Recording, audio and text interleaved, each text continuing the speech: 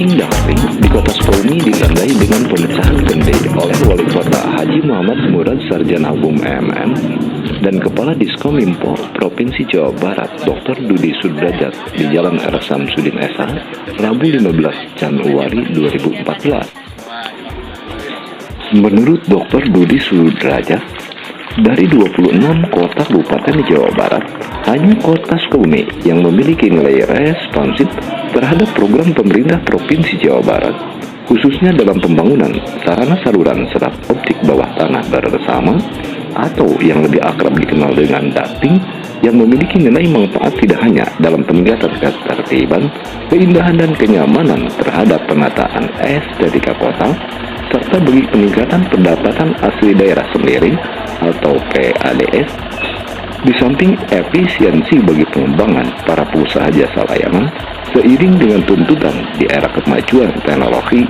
informasi saat ini.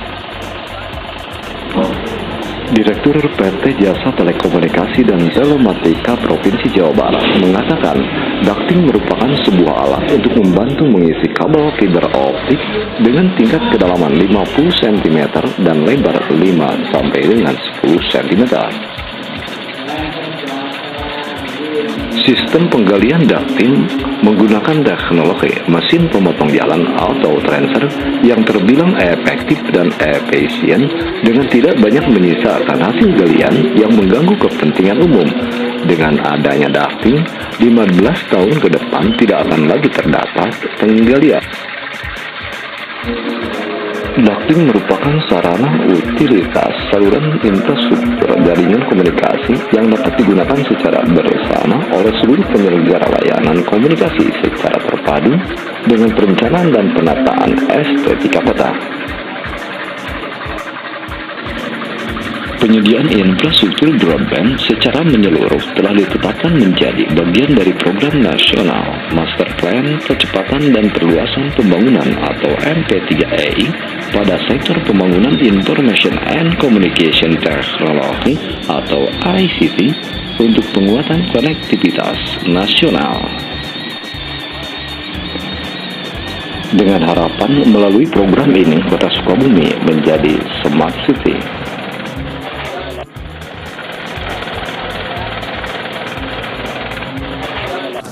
Ini barangkali kita berterima kasih ke Pak Gubernur. Hari ini dipawakili oleh Pak Dr. Dudi selaku Kepala Dinas Kominfo Jawa Barat ya. Ini Kota Sukabumi salah satu pilot proyek untuk pelaksanaan ducting ini di samping Kota Bandung dan Kota Cimahi. Tapi barangkali dengan kondisi Kota Sukabumi yang relatif jumlah kilometernya lebih kecil gitu ya. Dan kita berharap Kota Sukabumi bisa selesai lebih cepat. Dan tadi sudah saya sampaikan kepada pekerja, saya izinkan 24 jam untuk melakukan penggalian ducting ini karena ini tidak terlalu mengganggu saya kira ya. Tadi sudah kita lihat sendiri. Menggalinya hanya 5 cm ya, kedalaman 15 cm dan suaranya tidak terlalu bising. Nah ini barangkali kita bisa lebih cepat lah dilakukan di Kota Sukabumi dengan harapan yang mudah-mudahan tadi seperti yang saya sampaikan, Kota Sukabumi menjadi kota yang pertama punya broadband untuk kegiatan akses internet ini. Di samping itu ya kita berharap dengan selesainya ducting ini keindahan kota akan bertambah karena kabel-kabelnya akan turun ke bawah. Provider telekomunikasi mungkin kita bekerja sama dengan pemerintah daerah, silakan, dan akhirnya pemerintah daerah akan mendapat pendapatan asli daerah dari kegiatan ducting ini. Yang selama ini kita bisa melihat, Bapak Ibu bisa melihat kegiatan penggalian secara manual pakai balincong paling sehari 5-10 meter dan sangat kotor, mengganggu kegiatan lalu lintas kota, dan kita pemerintah daerah tidak mendapat apapun. Kadang-kadang memperbaikinya juga tidak sebagus awal. Nah sekarang barangkali dengan alat ini kita tadi dengar sendiri, mereka 8 jam bisa menghasilkan 200 meter ya, sejam satu mesin ya, dan memasukkan kabelnya tadi untuk 200 meter ini cukup 10 menit. dengan pola ditiup tadi, dan kita akan mendapat pendapatan asli daerah dari kegiatan ini. Itu saya kira. Berapa besar yang ditargetkan? Besarnya belum, nanti kan mereka nyewanya berapa nanti ya. Tinggal kita mungkin untuk BUMD sendiri mungkin Pak. Ya, kita akan memanfaatkan BUMD yang ada.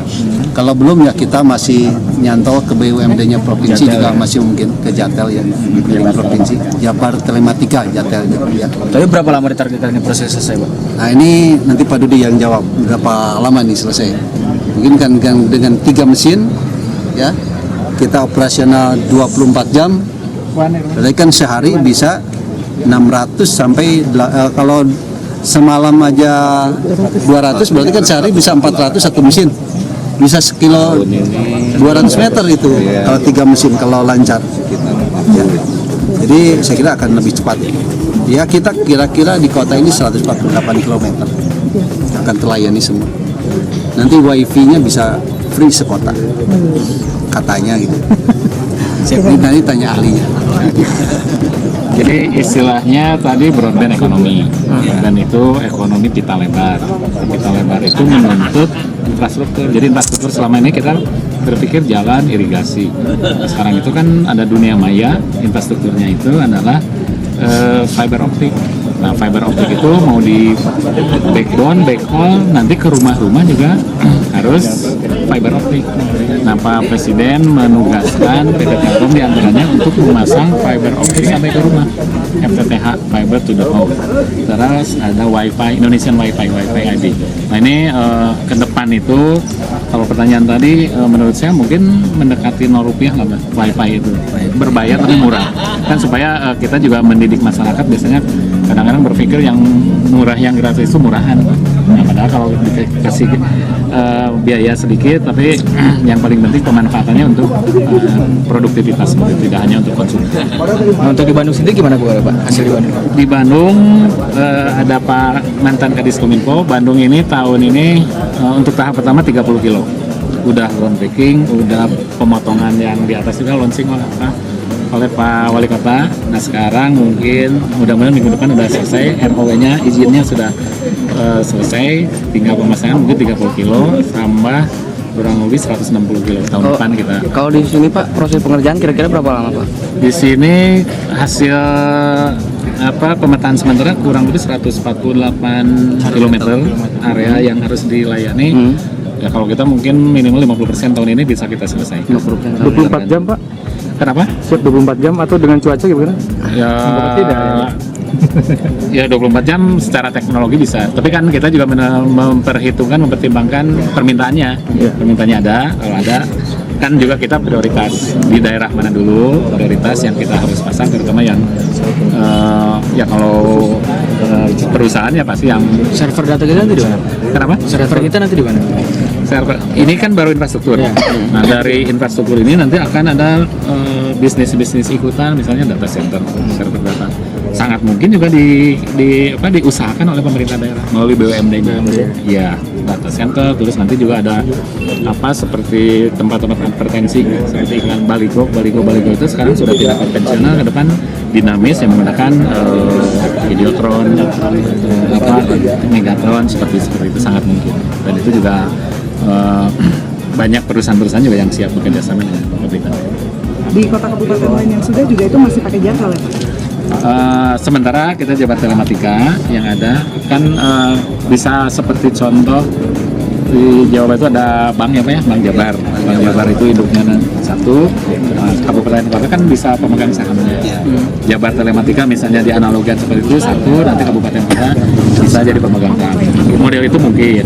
Atau perusahaan daerah di kota Sukabumi sudah mampu untuk membuat sendiri karena prospek bisnisnya ada, tidak mungkin bikin perusahaan daerah sudah sangat mungkin. Sekarang sudah sangat mudah. Gitu. Jumlah penduduk sudah bisa memiliki akses broadband. Namun pemerintah menyadari bahwa dalam rangka pengembangan broadband tersebut terdapat banyak kendala, antara lain pertama dari sisi akses. Izin galian itu mahal karena harus memperbaiki kembali apa yang digali. Galian ini merusak jalan, banyak komplain dari masyarakat mengganggu berbagai kegiatan. Bangunan menara juga mahal, kadang-kadang merusak lingkungan dan mendapat tantangan cukup keras dari masyarakat karena terinformasi dengan menara-menara atau tower ini ada indikasi mengganggu terhadap kesehatan masyarakat. Kemudian frekuensinya juga terbatas, padahal penggunaan untuk akses broadband ini semakin tinggi. Kedua, jaringan utama atau backhaul, ya, ini juga sama, barangkali kaitannya dengan galian-galian. Ya. Kemudian kadang-kadang galiannya atau lubang dikuasai oleh perseorangan dan tidak terbagi, menjadi eksklusif untuk area-area tertentu di daerah perkantoran dan kadang-kadang dikuasai oleh operator-operator tertentu. Kemudian kecepatan jaringan juga memang diperlukan kecepatan jaringan yang tinggi. Berikutnya masih kendala terminal untuk mengakses jaringan internasional dan domestik kurang tersebar dan internet exchange masih belum memadai. Dari sisi pelanggan, jalur data yang dibutuhkan juga kadang-kadang masih banyak gangguan, tidak mencukupi dan cukup mahal. Oleh karena itu, untuk mengatasi berbagai macam kendala tersebut, pemerintah daerah belum mengeluarkan berbagai kebijakan dan langkah. Pertama, untuk akses. Ya, mudah-mudahan investasi pembangunan kita akan mewajibkan open building access. Jaringan utama investasi pembangunan dark passive network di kawasan pertokoan, pusat perbelanjaan dan jaringan utama, jalan-jalan utama juga diwajibkan open area akses. Jaringan kecepatan tinggi atau backbone, investasi pembangunan dark passive network antara kota provinsi memanfaatkan jalan negara atau jalan kereta api dan pembangunan lokal internet exchange. Ini barangkali tugasnya dari Pak Gubernur dengan Bapak Menteri Kominfo.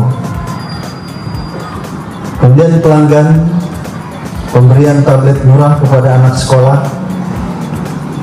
investasi lokal data center, pembangunan komunitas inkubator konten dan promosi konten lokal, termasuk barangkali tadi dari Pak Daniel ya, tentang masyarakat telematika Indonesia ini belum banyak dikenal di daerah, perlu juga disosialisasikan. Kemudian solusi kebijakan operasional yang ditawarkan, ya salah satunya barangkali perlu dipertimbangkan tiap daerah nantinya mendirikan BUMD untuk investasi dan pengelolaan infrastruktur dasar dengan tidak menjadikan operator existing sebagai pesaing melalui perizinan yang transparan dan akuntabel. Kerjanya cukup di rumah.